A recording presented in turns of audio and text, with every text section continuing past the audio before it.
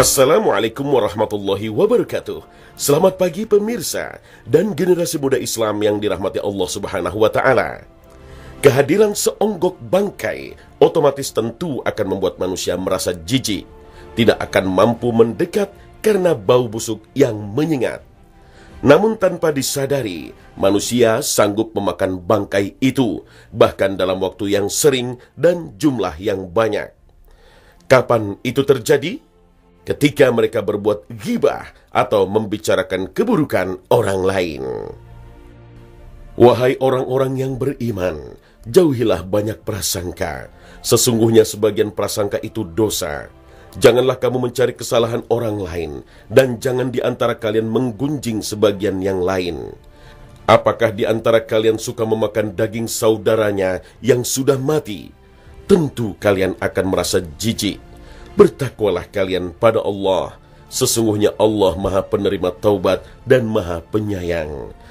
Al-Quran Surat Al-Hujurat ayat 12. Para sahabat Nabi dahulu ketika memberi pelajaran pada murid-muridnya, salah seorang sahabat ketika melewati bangkai keledai yang sudah menggembung perutnya, kemudian dia mengatakan, siapa di antara kalian yang mau makan ini? Mereka mengatakan, mana mungkin kami memakannya.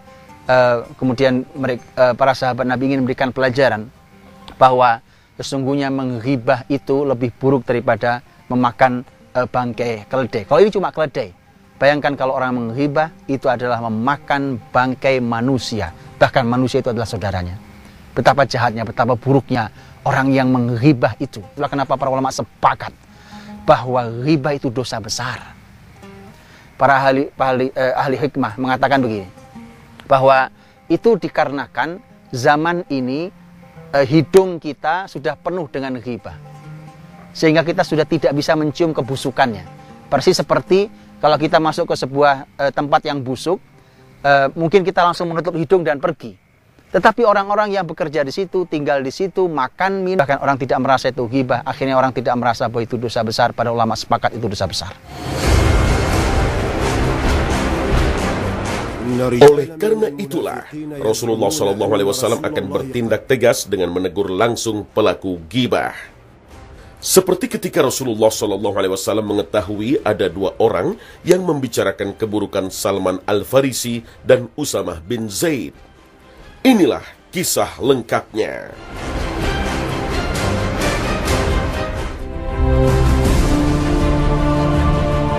Setiap Rasulullah SAW melakukan perjalanan, terutama perjalanan panjang, beliau selalu menggabungkan satu orang yang tidak punya bekal dengan dua orang yang berkecukupan. Tujuannya untuk saling membantu. Jadi dua orang yang berkecukupan akan menanggung satu orang yang tidak punya bekal. Sementara orang yang tidak punya bekal itu diminta untuk melayani makan dan minum kedua orang tersebut. Dalam sebuah peristiwa, sahabat Salman Al-Farisi harus melayani kebutuhan kedua orang tersebut. Maka Salman Al-Farisi radhiyallahu anhu saat itu dia pulang ke rumah sebentar, kemudian nanti dia akan mengambil makanan, minuman yang ada di Rasulullah SAW dan kemudian akan diberikan kepada mereka berdua, karena itu hak mereka berdua dan itu tugas Salman yang akan ditanggung dalam perjalanan jihad oleh dua orang ini. Tapi Salman, karena lelahnya hari itu, begitu pulang ke rumah, dia tertidur. Dua orang ini menunggu. Salman tidak kunjung kembali. Salman tertidur di rumahnya.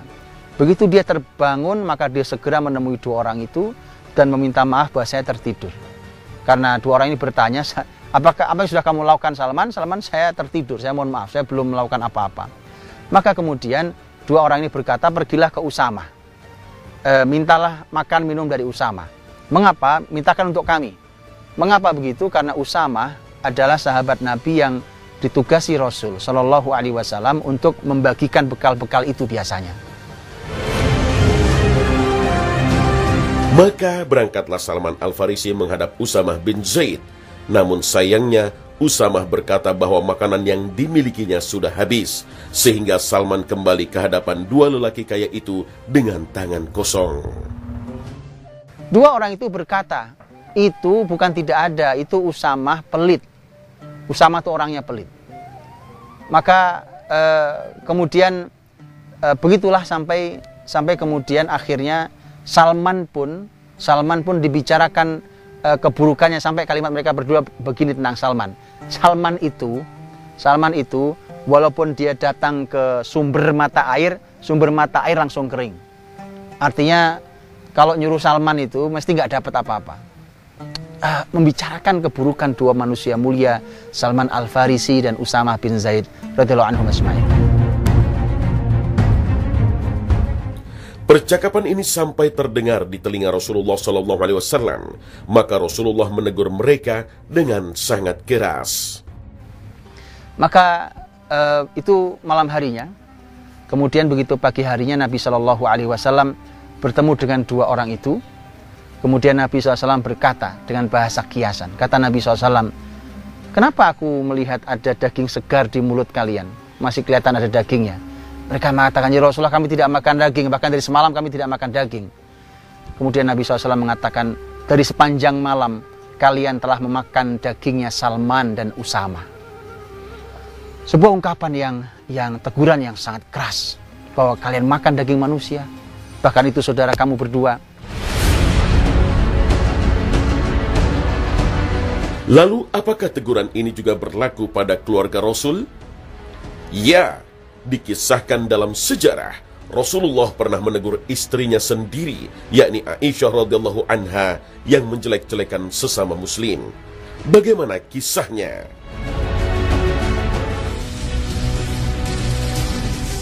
Perempuan memiliki fitrah yang begitu perasa dibanding laki-laki. Tidak terkecuali istri Nabi yang dikendalikan oleh perasaan hingga dapat berbuat salah. Salah satunya adalah Aisyah radhiyallahu anha. Istri Rasulullah yang terkenal pencemburu itu pernah dikendalikan emosi hingga menjelekan istri Rasulullah SAW lainnya yang bernama Sofiyah. Rasul SAW mendengarkan Aisyah yang cemburu saat itu kepada Sofiyah. Sofiyah radhiyallahu anha kita tahu adalah satu-satunya istri Nabi SAW yang berasal dari keturunan Bani Israel, dan Aisyah begitu cemburu pada Sofiyah, dan Sofiyah punya fisik, memang fisik Sofiyah lebih pendek. Maka Aisyah radhiyallahu anha disebutkan dalam riwayat Aisyah mengatakan, menunjukkan kecemburuannya, kemudian memberikan isyarat dengan tangannya menunjukkan bahwa Sofiyah itu orangnya pendek. Aisyah tidak mengeluarkan kalimat sesungguhnya. Jadi tidak mengatakan Sofiyah itu jelek, orangnya pendek, tidak.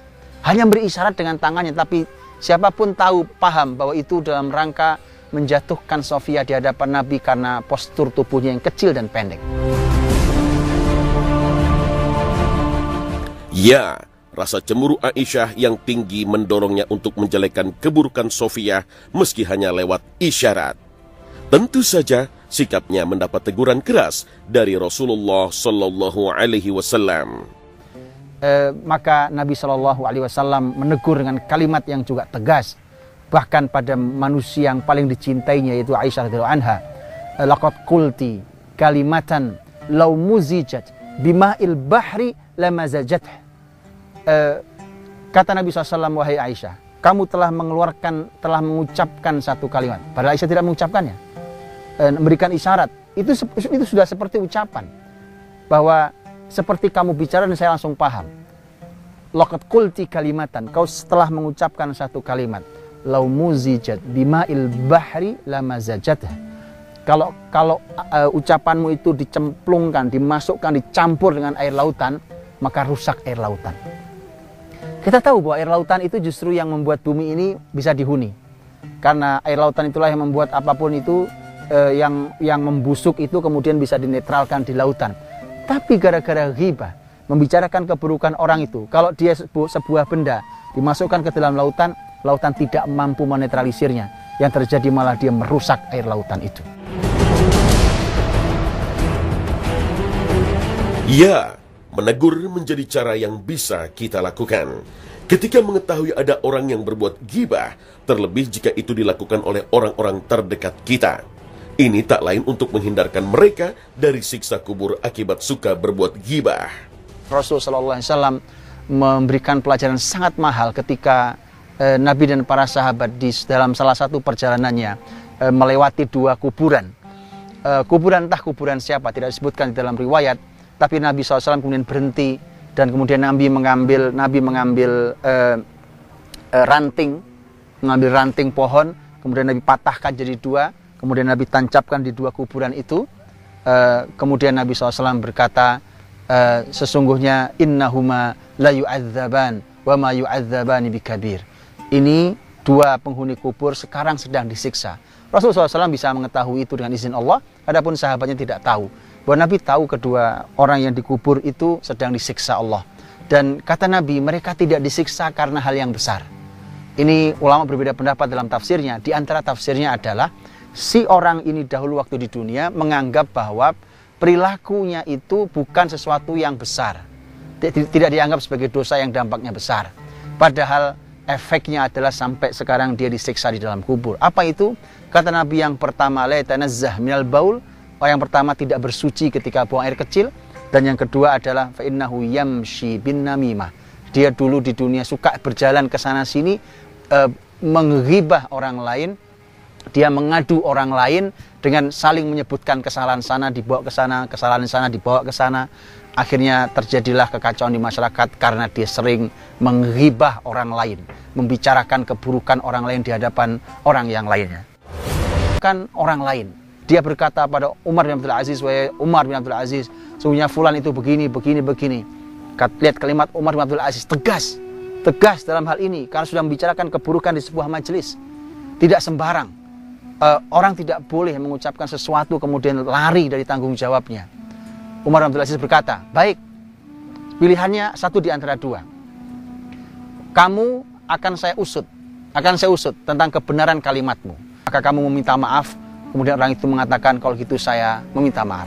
Itulah mengapa para ulama mengatakan bahwa obatnya orang yang sudah menghibah orang lain adalah bahwa satu, dia harus meminta maaf pada orang itu, orang yang dihibahnya. Yang kedua adalah dia harus memohonkan ampun untuk orang yang dihibahnya. Dan yang ketiga, dia harus menyebutkan kebaikan orang itu di majelis di mana dia menghibah orang itu. Ada al-ifk, namanya ifk. Ada yang ketiga adalah buhtan. Ghibah, tadi sudah kita bahas. Bahwa ghibah itu membicarakan keburukan orang lain. Kita membicarakannya dan orang itu tidak suka kalau mendengar pembicaraan tentang dirinya. Kalau ifkun, itu adalah kita menyampaikan sesuatu yang kita dengar dari orang lain. Kita mendapatkan berita dari orang lain tentang fulan, kemudian kita ceritakan lagi ke orang lain, itu namanya ifk. Kalau buhtan, itu adalah kita berbohong, kita berdusta bahwa sesungguhnya fulan tidak seperti itu. Tapi kemudian kita menyampaikan bahwa seakan fulan itu memang seperti itu atau kita sengaja berbohong dalam hal itu. Itulah mengapa tidak bisa hari ini kita hanya mengatakan bahwa saya hanya mengirimkan, saya hanya membroadcast ulang, saya hanya menyampaikan apa yang saya dengar. Perhatikan kalimat Rasul ini. Dengarkan baik-baik kalimat Rasul untuk siapapun yang berkata seperti itu. Kata Nabi SAW mengatakan, kafa bil mar'i kadziban an yuhadditsa kulla ma sami'. Kata Nabi, cukuplah seseorang disebut pendusta kalau dia menyampaikan semua yang didengarnya. Renungi kalimat itu. Bahwa kalau kita mendengar kalimat, tidak mesti kemudian langsung kita sampaikan. Karena tugas muslim adalah tabayyun. Memperjelas apakah ini benar ataukah ini tidak benar. Karena tidak bisa dia langsung menyebarkannya kemudian dia lepas tangan, dipikir tidak berdosa. Kata Nabi, kalau ternyata itu salah, maka Anda termasuk pendusta. Kata Nabi, ahadul kadzibain, kamu adalah satu dari dua pendusta. Yang satu mengirim kamu itu pendusta, kamu juga termasuk pendusta karena kamu menyampaikan semua yang kamu dengar. Karenanya orang beriman tidak menyampaikan semua yang didengarnya karena tidak semua yang didengarnya itu benar. Pemirsa Khalifah, ternyata ada 6 hal yang membuat ghibah atau membicarakan keburukan orang menjadi diperbolehkan. Apa sajakah itu? Para ulama mengatakan hanya pada 6 hal kita boleh menyebut keburukan orang lain. Yang pertama adalah at-tadhallum. Kalau kita sedang mencari solusi karena kita sedang dizolimi. Tapi cari solusi, bukan cuma bicara. Tetapi memang kita sedang dizolimi, kemudian kita ingin lepas dari kezoliman, maka kita akan bercerita ke orang lain yang bisa memberi solusi.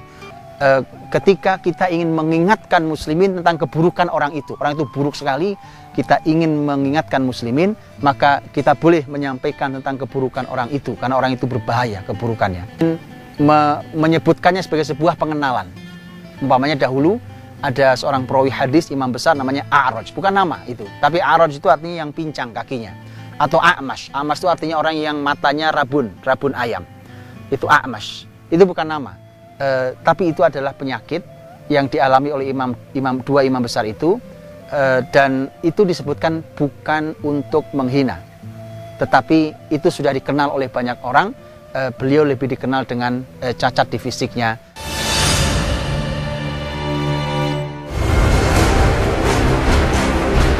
Pemirsa Khalifah, marilah kita berdoa kepada Allah agar Allah menyibukkan lisan kita untuk berzikir mengingatnya, serta menyibukkan diri kita untuk mengurusi aib diri sendiri, sehingga kita tidak sibuk mengurusi aib orang lain. Maka mari kita bertobat kepada Allah Subhanahu wa Ta'ala dan mintalah agar ada cahaya di lisan kita. Rasulullah SAW setiap mau pergi setiap jalan ke masjid, Nabi lisannya mewiridkan doa, dan ini bagus kita wiridkan doa ini. Nabi berkata, Allahumma ja'al fi qalbi nura, wa fi lisani nura, wa fi sam'i nura, wa fi basari nura, wa an khalfi nura, wa an yamini nura, wa min fawqi nura, wa min tahti nura, Allahumma ja'al li nura. Ya Allah, jadikanlah di hatiku ada cahaya, jadikanlah di lisanku ada cahaya di lisanku, dan jadikanlah di kananku, kiriku, depanku, belakangku, atasku, bawahku cahaya, dan berikanlah untukku cahaya. Maka ini doa yang untuk kita wiridkan, bahkan itu diwiridkan Nabi kalau Nabi berjalan menuju ke masjid, tapi bisa kita baca kapanpun. Semoga Allah memberikan cahaya pada lisan kita. Wallahu ta'ala alam bisawab. Assalamualaikum warahmatullahi wabarakatuh.